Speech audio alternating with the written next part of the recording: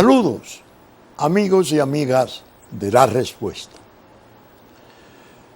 Es innegable que la televisión moderna, ya con el auxilio satelital, es interesantísima, porque uno queda en posibilidad de ver escenas de eventos, sucesos, hechos de cualquier naturaleza, casi en el mismo momento en que ocurren, o muchas veces en tiempo real. En los últimos 2 días antes de esta grabación, me decidí seguir por televisión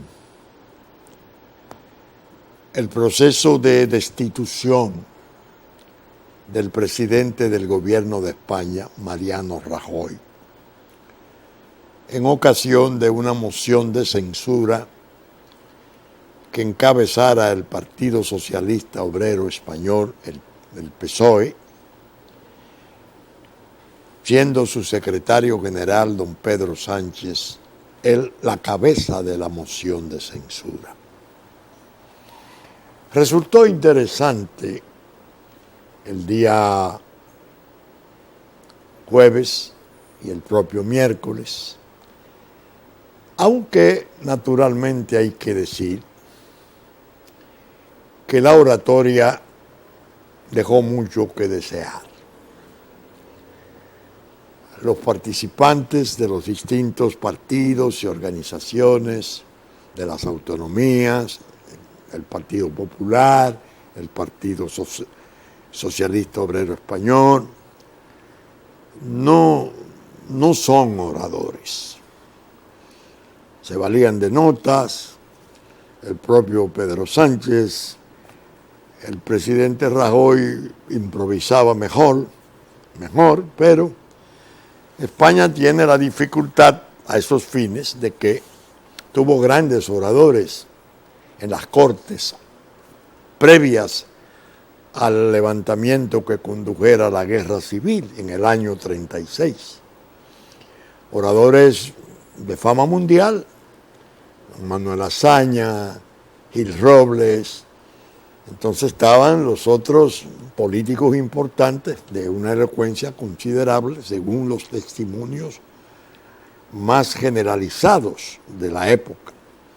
Indalecio Prieto, Francisco Largo Caballero, fueron unas cortes que se engalanaron con una oratoria tremenda que resultó muy dramática y dolorosa, porque todo fue el umbral, todo fue el preámbulo de la gran tragedia de la guerra civil. La idea de oír esto me asaltó, me dominó, pensando en nosotros. Es una experiencia democrática que España acaba de estrenar. Su constitución del 78, que fue consensuada, muy consensuada, tiene disposiciones relativas a la moción de censura. Y cuando se le hace una censura mayoritaria a un gobernante, entonces cesa, ha de dimitir, después ya destituido. Queda destituido, es la forma más correcta. Al grado de que cuando este programa se esté pasando ya, España tendrá un nuevo presidente, lo tiene desde el viernes, desde el jueves en la noche, no, el viernes en el día. Pero Pedro Sánchez es el nuevo presidente de España. Lo interesante, o quizás más interesante que el proceso mismo, me ha resultado las reacciones, oír las reacciones de los sectores políticos, de ciudadanos, leer en su prensa española comentarios editoriales, porque leyendo esas reacciones uno queda mejor persuadido acerca de lo que ha ocurrido. Lo que ha ocurrido es grave, es peligroso. ¿Cuál fue la base de la moción de censura que determinó esta experiencia aterradora? La sustitución de un presidente la deposición de un presidente por censura es un evento de gran calibre, de mucha importancia, porque eso entraña un nuevo gobierno. Y en las circunstancias actuales de Europa y España, el nuevo gobierno ya ha comenzado a verse en bolsa cómo se van reflejando los efectos de inseguridad, de inquietud, de turbación de los capitales, de las inversiones del mundo, porque no saben qué puede ocurrir en España a partir de hoy, a partir de ayer. De todas las reacciones, más las propuestas que se hicieron, yo voy a ser breve en mencionar algunas, las que me resultaron quizás más atractivas. Hay una que prevalece, porque estuvo en el debate y estuvo en las reacciones posteriores. Pedro Sánchez, un joven político español, secretario general del PSOE, es presidente. Pero para ser presidente tuvo que pactar para conseguir los 176 votos que se necesitaban para poder aprobar la moción de censura. ¿Con quiénes pactó? Pactó con dos vertientes. Podemos, que la liderea Pablo Iglesias, que es una formación de izquierda considerablemente beligerante, radical en algunas de sus posiciones, en casi todas, una izquierda radical. Pablo Iglesias es un joven que ha logrado ese movimiento, desarrollarlo, incluso se pensó en un momento, o se ha pensado, que vendría a ser el sustituto en la izquierda del PSOE, del Partido Socialista Obrero Español, porque en las últimas votaciones obtuvo niveles muy altos. Pero bien, ese es un partido de España, pero pactó también con organizaciones y partidos de separatistas, entre ellos el más sensitivo con el grupo catalán. Entonces, con lo que ha venido ocurriendo en Cataluña, su presidente Puigdemont fugitivo, muchos de sus consejeros bajo proceso criminal, en virtud del artículo 155 de la Constitución española, intervino el gobierno, previos procesos penales abiertos por sedición, por rebelión, por una serie de cargos serios contra los catalanes. Para Pedro Sánchez, que estuvo apoyando al Partido Popular, como era evidente, en esa iniciativa, porque lo de Cataluña evidentemente es el principio de la desintegración territorial de España. Eso es lo que está en el fondo o de por medio de esta situación. Apoyó la intervención en Cataluña, pero luego pacta a fin de destituir al presidente Rajoy. ¿Qué fue lo que en el fondo le dio a la moción de censura más fuerza? ¿En qué se fundó propiamente? En una sentencia judicial que condenó a penas largas, 51 y 33 años y muchas de 15 y 20 años, a un sinnúmero de dirigentes del Partido Popular, que hace 13 o 14 años formaron lo que se llamó en España la trama Gürtel. Entre ellos estaba Luis Bárcena, que era un tesorero del partido, y los jueces españoles, después de 13 años de ventilación, llegaron a la conclusión de que eran culpables de defraudación. Incluso convocaron por primera vez en la historia de España a un jefe de Estado, a un jefe de gobierno, Mariano Rajoy, como testigo.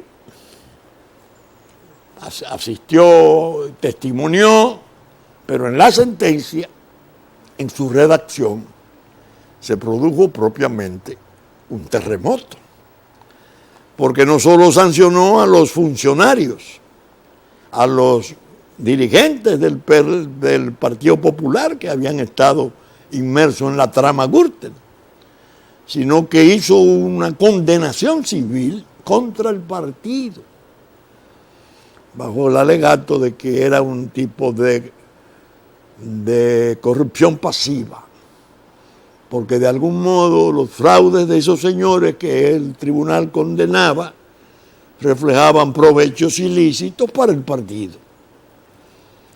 Pero el partido no estaba puesto en causa. Y ahí comenzó la sentencia a desfigurarse.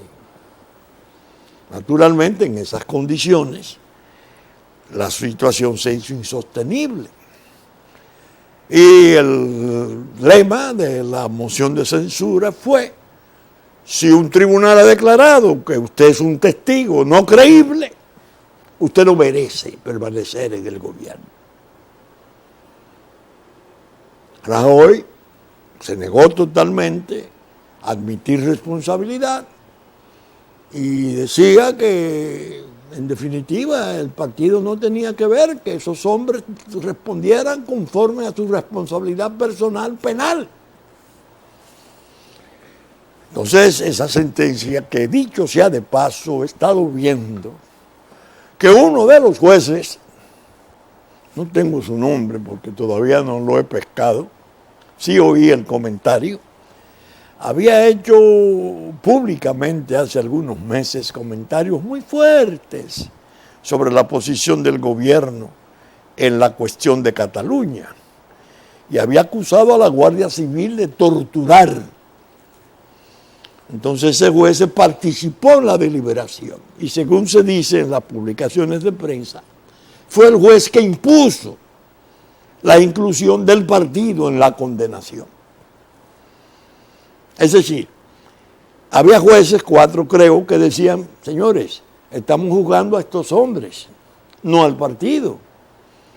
Que deduzcan de ahí con consecuencias de algún tipo social, ético. Bueno, que lo haga el público, pero no la sentencia, porque nosotros no hemos juzgado a ese partido. Hemos juzgado a hombres y mujeres que participaron en un fraude. Pero entonces condenar al partido, que resulta ajeno al proceso, esos 4 jueces perdieron, del que había dicho que la Guardia Civil torturó en Cataluña y que había acusado al gobierno de despótico, a Mariano Rajoy. Entonces ahora han comenzado a aparecer rasgos indeseables de esa sentencia, que está recurrida al Tribunal Supremo. Pero fíjense qué interesante. Preguntaba uno de los entrevistados en las reacciones en cuanto al evento que comento: bueno, ¿y si el Tribunal Supremo modifica esa sentencia? Y dice que el partido no tenía por qué ser sancionado ni económica ni penalmente, porque no fue juzgado como tal. ¿Qué va a ocurrir? El fundamento de la moción de censura se va a desvanecer.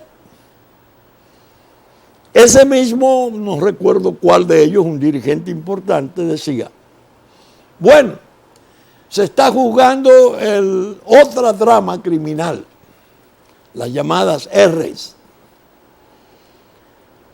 Hay un señor Camp y un señor Griñán, dirigentes importantísimos, presidente de una autonomía, no sé cuál de ellas es, la valenciana, que están involucrados, severamente acusados por 800 millones de euros en una trama.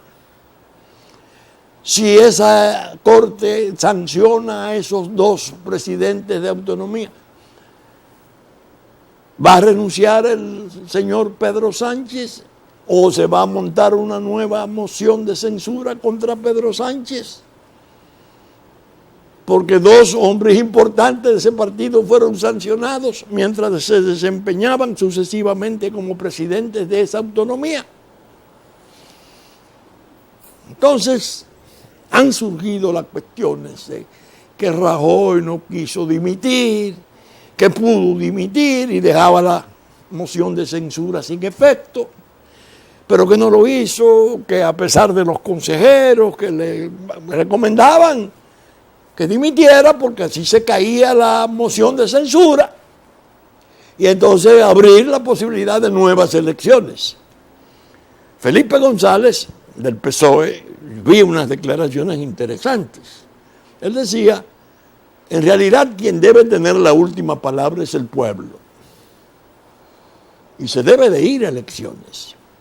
Pedro Sánchez no niega que él va a convocar elecciones, pero no dice cuándo.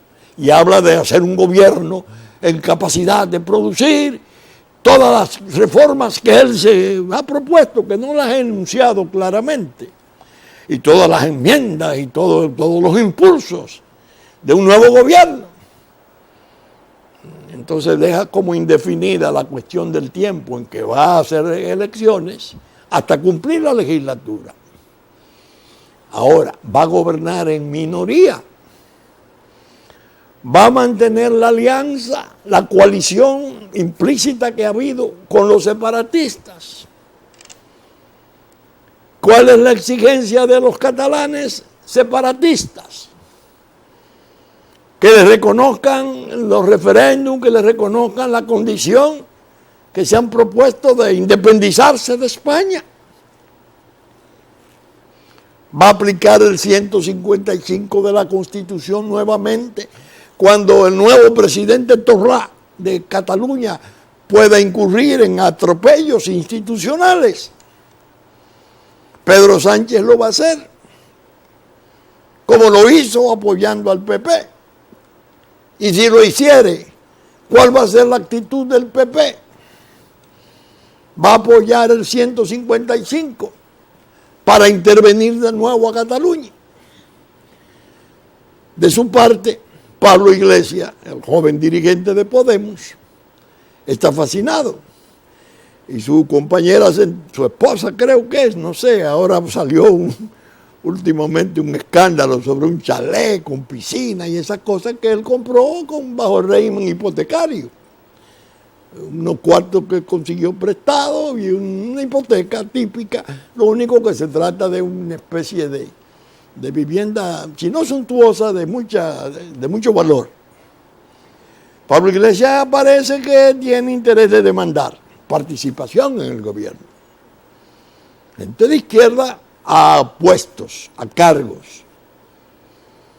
Si se lo niega, le va a hacer la vida imposible a Pedro Sánchez en el Parlamento. ¿Con qué va a gobernar Pedro Sánchez? Es decir, que en España se ha producido un fenómeno que genera incertidumbre, que en España, repito, resulta algo más que sintomático. Resulta quebranto, porque España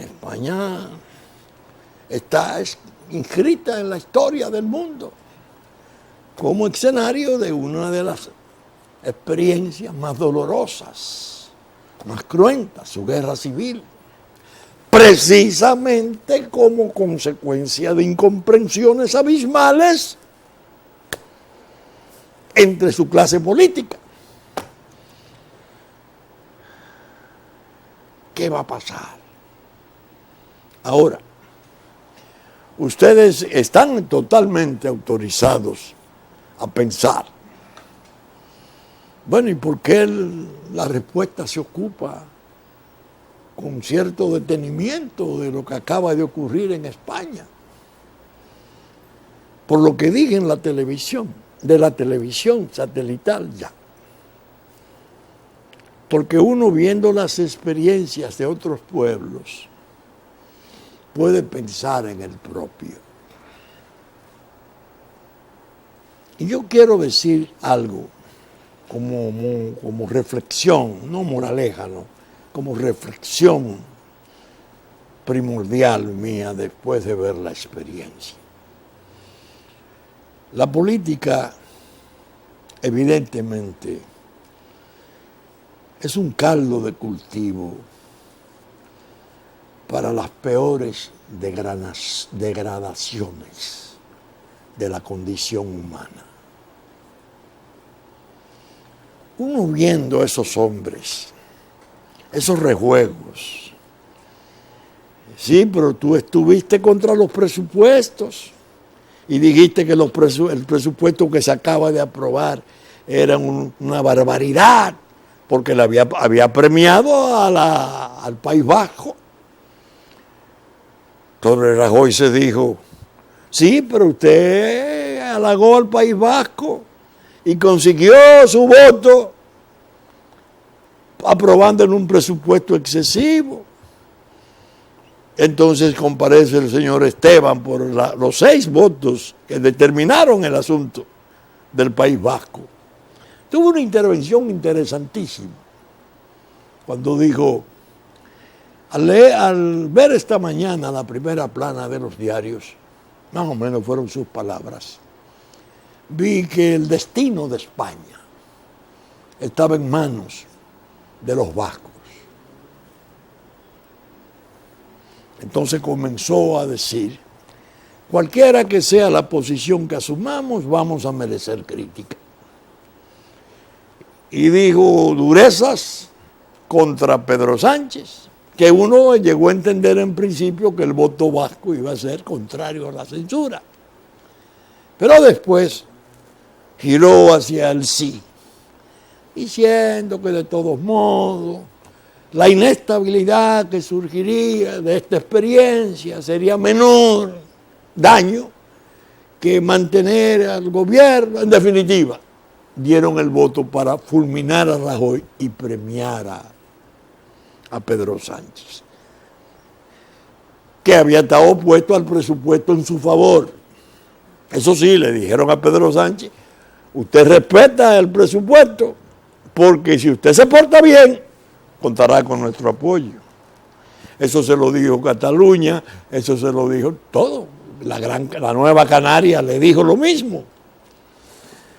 En definitiva, un presidente que lo definen como transitorio, precario, que va a ser asediado a corto plazo, porque en su experiencia se va a ver que nunca fue electo por el pueblo, que no era ni siquiera diputado electo por el pueblo, y que es la primera vez que el pueblo no tuvo cartas en el asunto de decidir quién es su presidente.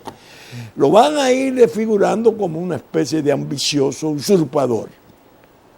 Y le va a hacer la vida imposible, claro. Siempre tendrá la posibilidad de convocar elecciones para tratar de salir del gran embrollo en que España se encuentra. Pero vuelvo, ¿por qué la respuesta se ocupa con ese detenimiento? No es la primera vez, recuérdenlo. España para nosotros ha sido siempre un referente importante. Recuerden ustedes que yo he citado una obra muy pequeña, que creo que es del inglés O'Brien, el historiador inglés, sobre la España de los 7 mini biografías de la gente clave al momento de estallar la guerra civil. Manuel Azaña, Gil Robles, Indalecio Prieto, Largo Caballero, Franco, José Antonio, primo de Rivera, eran 7. una obrita pequeña pero fascinante, donde la tesis básica es, señor, este millón de muertos y este desastre pudo haberse evitado si tanta gente brillante, ilustre, y la pasionaria también, hubiese confluido en buscar algún tipo de salida, porque estaba la Segunda República y estaba entonces la cuestión de los radicales, los republicanos por su lado, los socialistas. Bueno, entonces las incomprensiones entre esos grupos, naturalmente era un contexto especialísimo, porque estaba Hitler y los nazis en Alemania, dominando, ya se veía claramente por dónde iban, y estaba Stalin en la Unión Soviética, y eso polarizó, incluso Mussolini en el fascismo italiano. Ese era el contexto. La tragedia vino como umbral, como preludio de la Segunda Guerra Mundial, que fue el espanto de los espantos, la innombrable Segunda Guerra Mundial que se llama. 60 millones de muertos. Y no hemos aprendido. Los hombres empeñados en perderse irremisiblemente en sus locuras, buscando dejar manco a Dios y privarlo de la mano de la paz, de la misericordia, de la comprensión, de la solidaridad, que sirva a la convivencia organizada y buena de los pueblos. Pero bien, ¿por qué la respuesta ahora vuelve con este evento? Pensando en nosotros. Pero me ocurrió que me invadió un recuerdo que he mantenido bastante presente siempre. Se aleja con el tiempo y vuelve, se aleja y vuelve. Es mi condición de huérfano. Huérfano precoz porque al nacer yo tenía 2 meses cuando mi padre murió, y murió en el exilio, murió en Francia. No me conoció ni yo lo conocí, claro está. Pero el testimonio de la familia y el testimonio social, abogados, gente de edad respetable de su época, en la medida que el huérfano fue creciendo, pues lo hacían partícipe del conocimiento de cosas del padre. Como que me alentaban. Tu papá hizo esto, tu papá dijo esto, tu papá era esto. Y uno de los episodios que me contaron, no solo en la familia, sino el testimonio social importante, fue algo que ocurrió en 1916, 15 años antes de yo nacer, valga la aclaración. Gobernaba el país Juan Isidro Jiménez Pereira, presidente de la República. Su vicepresidente, Federico Velázquez Hernández. El primero líder innegable del Partido Liberal, los llamados bolos, y el segundo, Velázquez Hernández, presidente de una organización que pasó a ser una especie de tercera dimensión, el Partido Progresista, donde se alojara gran parte de la juventud más beligerante y tormentosa. Ahí estaba mi padre, gran amigo y compadre de Federico Velázquez Hernández, el vicepresidente de la República. Se engendró un movimiento para acusar a don Juan Isidro Jiménez de actos fraudulentos, de prácticas fraudulentas desde el poder. ¿Quiénes lo iniciaron? Gente de su propio partido. Una corriente, los llamados bolos pata prieta, que tenían una cabeza significativa en el orden militar y guerrero, Desiderio Arias, en el campo político comenzó a acosar a don Juan Isidro para llevarlo a un juicio político bajo acusación de la Cámara de Diputados por ante el Senado. Don Juan, que así le llamaban, ese era el otro don Juan, un gran líder, un hombre muy importante, era un empresario que mantenía relaciones muy estrechas con el comercio de Alemania, radicado en Montecristi, que era entonces muy importante, sigue siendo importante, claro está, pero de una importancia significativa, porque ya sabemos cuánto es Montecristi. Solo basta citar el manifiesto y la visita de Martí a Gómez para saber cómo está clavado en la historia. Don Juan Isidro tenía relaciones con los alemanes.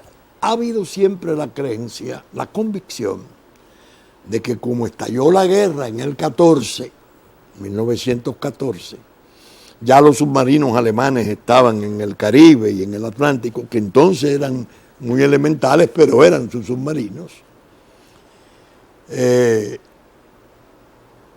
poder norteamericano, que no había entrado en la guerra al principio con el presidente Wilson, cuando decide entrar, de algún modo consideró que el presidente Jiménez Pereira no era el adecuado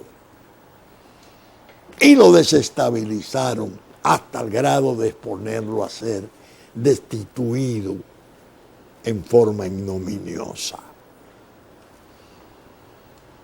Bien, mi padre, senador de la República, senador precisamente por Montecristi, porque no tenía entonces el requerimiento del nacimiento en la jurisdicción. Se podía ser senador cualquiera del norte, en el sur, del sur, en el norte. Por el partido de Velázquez, vicepresidente, recuerden. Está en su casa, en la Arzobispo Meriño, porque entonces los legisladores residían en la capital, no había carretera a Duarte. Los del Cibao viajaban a Sánchez por tren, hablo para los jóvenes. Y venían a Sánchez y de Sánchez a Santo Domingo en buque, en barco.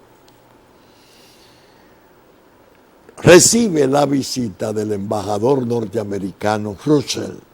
Russell lo visita y le lleva una tarjeta que le enviaba el vicepresidente de la República, Federico Velázquez, que estaba junto a don Juan Isidro Jiménez en Cambelén, por aquí, por más alejado de, ya entre Jaina, es lo que entiendo, Jaina y esa parte de ahí, de lo que hoy es la avenida 30 de Mayo, hacia allá, hacia San Cristóbal.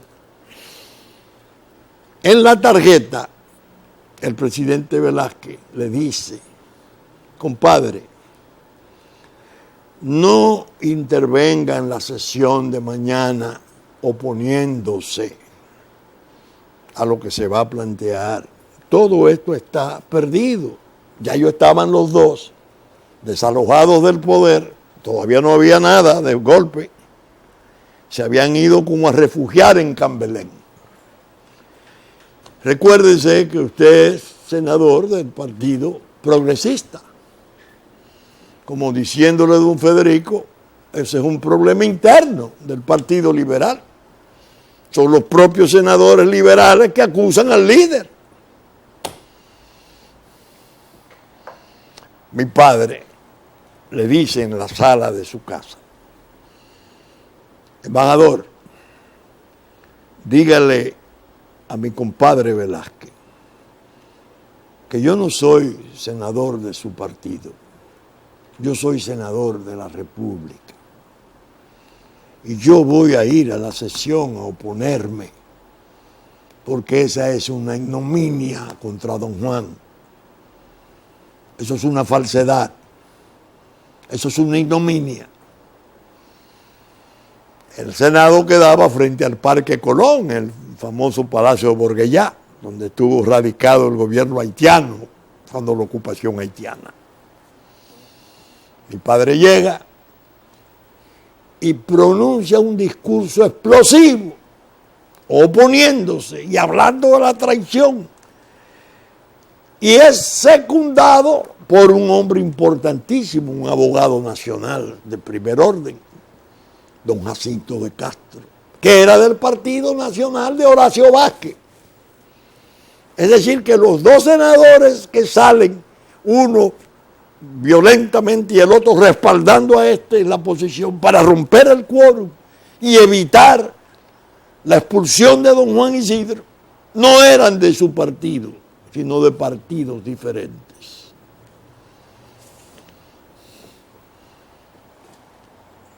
Yo tuve el privilegio de oír a don Horacio Francisco Ariza, que era senador por La Vega, don Pancho, contar en la sala de mi casa en los años 47, 48, aquí en Santo Domingo, ese episodio. Decía don Pancho, el valor de tu papá no tenía límites, porque él sabía que en la fortaleza estaba Desiderio y estaban las tropas y que iban a tumbar a don Juan. Íbamos a tumbar a don Juan, porque don Pancho se había disgustado con don Juan y medio se puso bolo pata prieta, y él lo admitía. Y fue tanto así, nos decía, que cuando termina y se rompe el quórum y va bajando las escaleras, ya subían los guardias que venían de Desiderio desde la fortaleza Osama. Y ha habido un tiroteo. Yo vi, decía don Pancho, 2 senadores lanzarse por una ventana. Yo me quedé sentado, y era verdad que era valiente. ¿Tú sabes con quién iba tu papá bajando esa escalera? Con José Ramón López, un periodista de Puerto Plata, valientísimo. Un hombre de letra, un periodista de fuste, pero de un valor personal que era balaquista.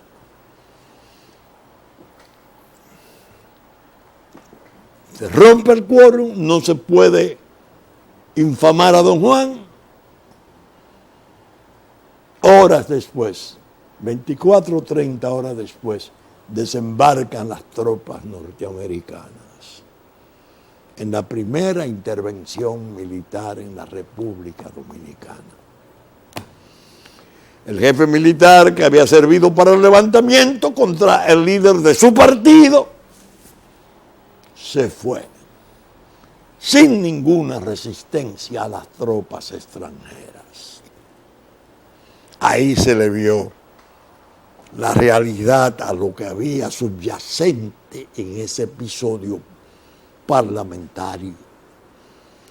En el fondo estaban saliendo de don Juan y se sospecha, repito, siempre se ha sospechado que era porque lo sentían con vínculos con el comercio alemán.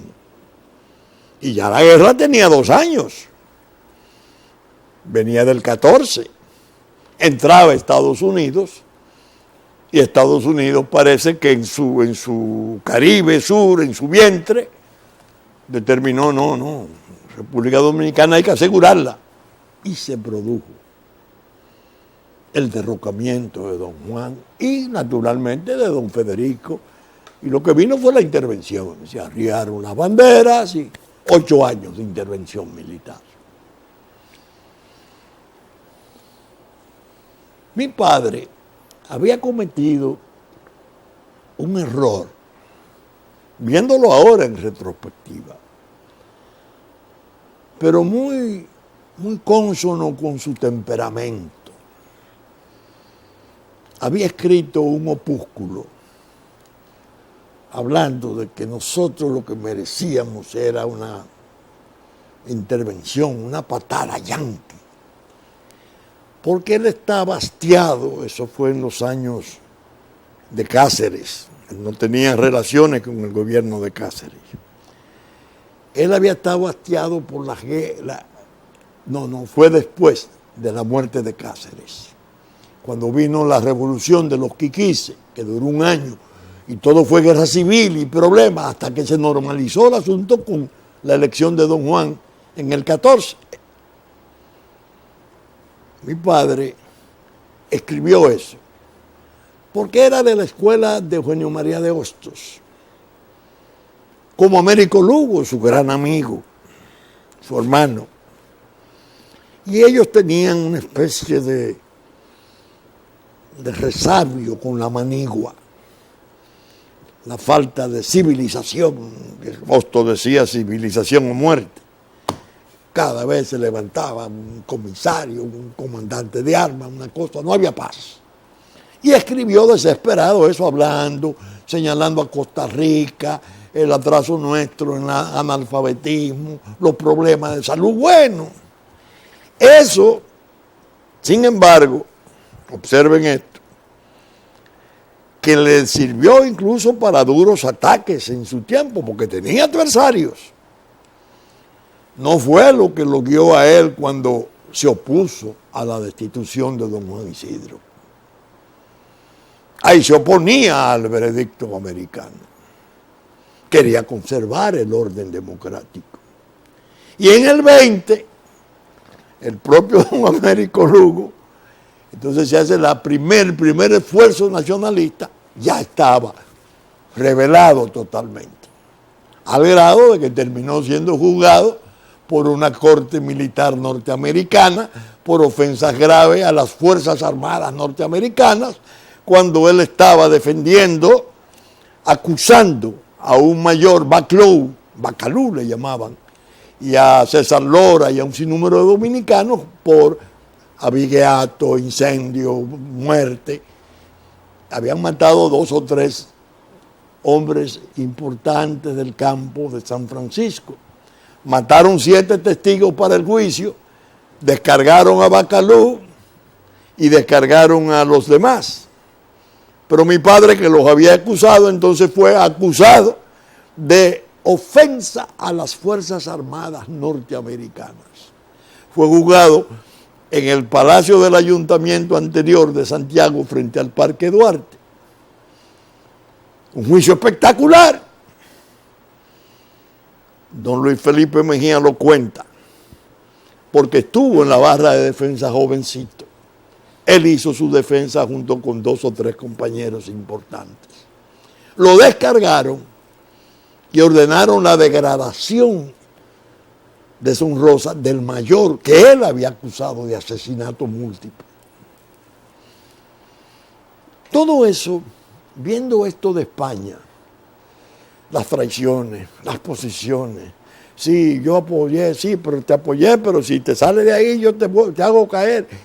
Todo eso me trajo al recuerdo esa situación nuestra. Pero yo estoy en el presente. Yo estoy viviendo el presente. Y viviéndolo intensamente. Aunque ustedes no me oigan pronunciando discursos ni conferencias por ahí. Tengo la respuesta y tengo la pregunta como blog. Le decía a un gran amigo, un amigo muy querido, que es el doctor Leonel Fernández, lea mi pregunta, cada miércoles, la pregunta, wordpress.com, rd.com, léala, que estoy tratando los temas actuales. ¿Por qué? Porque vengo presintiendo que nosotros estamos muy expuestos como país a cosas desastrosas. Primero, ya sabemos cómo la traición ha logrado desde adentro organizar el deterioro y los estragos que nuestra soberanía y nuestro territorio han experimentado. Que es algo que es desesperante, pero que será el coraje nacional el encargado de revertirlo, de echarlo atrás. Pero en el orden político se siente. Muy enrarecido todo.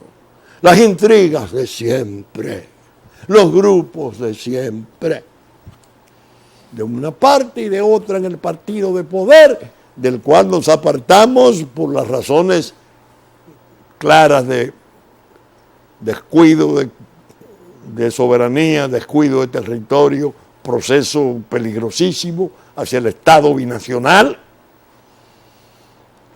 Pero así, aún así hemos mantenido siempre una actitud ideal de unidad. Y hemos dicho, si nos imponen la fragmentación en el partido de poder, que ya la tienen lograda, más el desorden que se mantiene ahí entre sí y no, pero que va al desastre en las fuerzas de oposición del otro partido, el Partido Revolucionario Dominicano, que está reducido al mínimo, ahora con una versión moderna.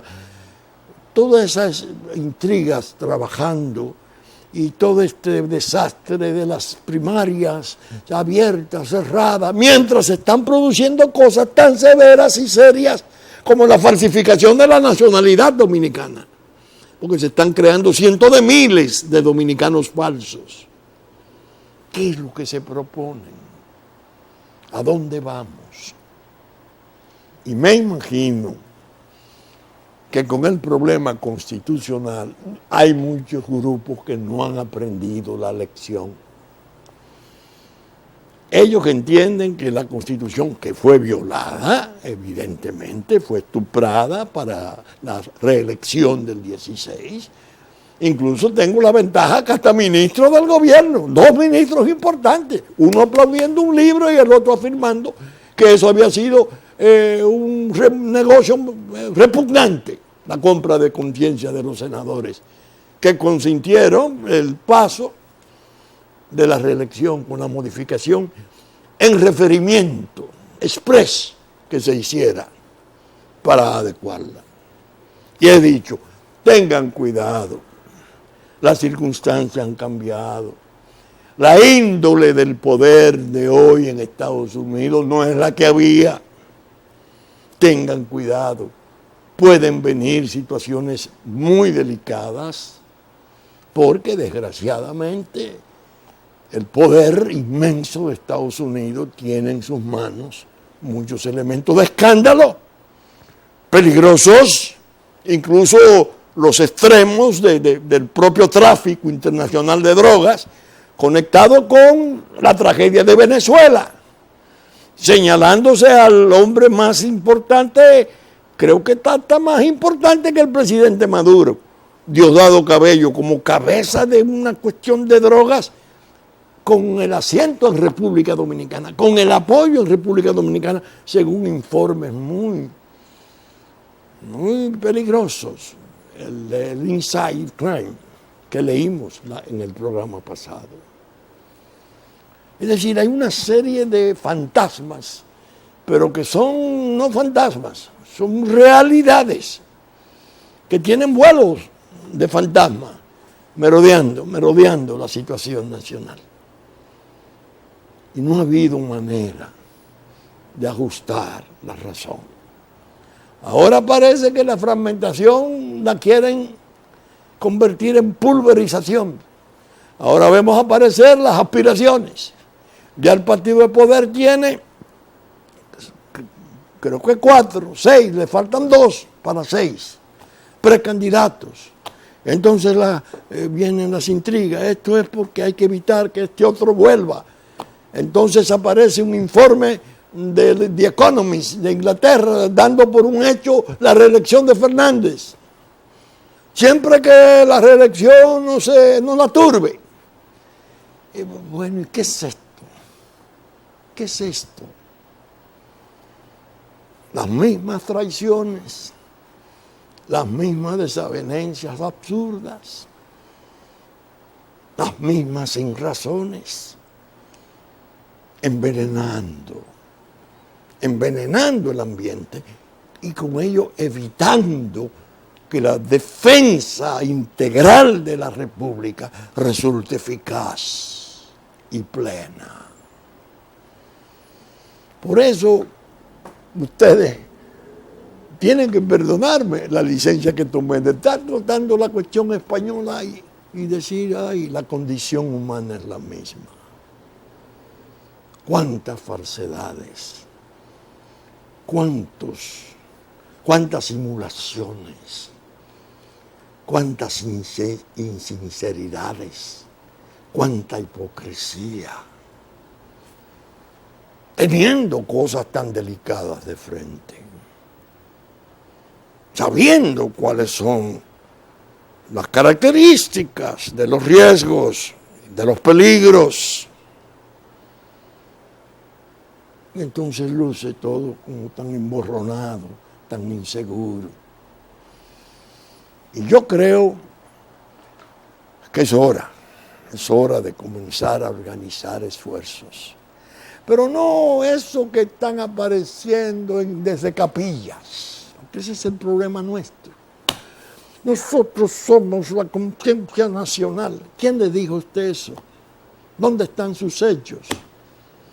Súmese, haga el esfuerzo, que sea el pueblo que le reconozca la hidalguía, el valor, el coraje, el compromiso. Bueno, y el otro sale, no, porque los movimientos nacionalistas son unos perversos, y los otros en la Mancha Verde, cada quien fundando una capilla de principalía, casi una estirpe.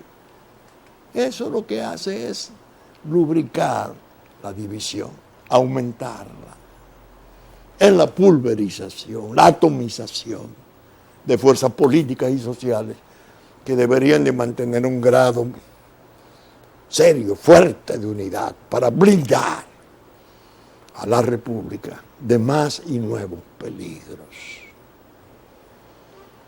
De manera que la respuesta, yo creo, me siento satisfecho porque creo que esas advertencias pueden ser útiles.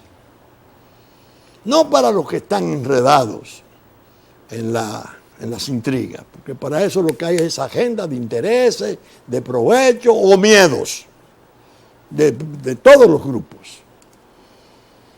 No, para la población, para entender, para darse cuenta, para orientarse de por dónde vienen los truenos y pueden llegar los rayos.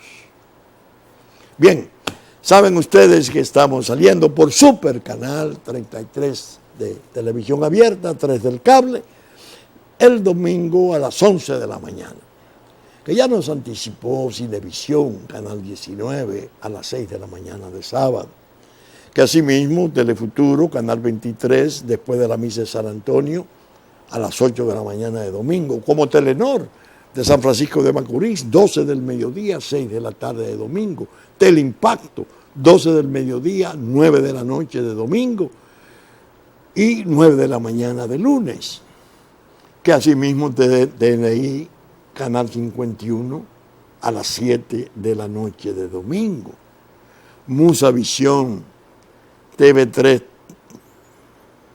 TV Plata, de Puerto Plata, 10 de la mañana, 12 del mediodía de domingo, que saben además que nuestros contenidos están reproducidos y retenidos por Diario Horizonte New York, Diario Digital Dominicano, que asimismo la radiodifusión está a cargo de Radio Real de la Vega, en nuestra versión central, de domingo a las 11, HIT 92 a las 6 de la mañana de domingo, para el sur de la República, y que claro está, los canales amigos de Constanza, Sabaneta, Montecristi, Higüey y Romana reproducen nuestros contenidos en tiempos pertinentes.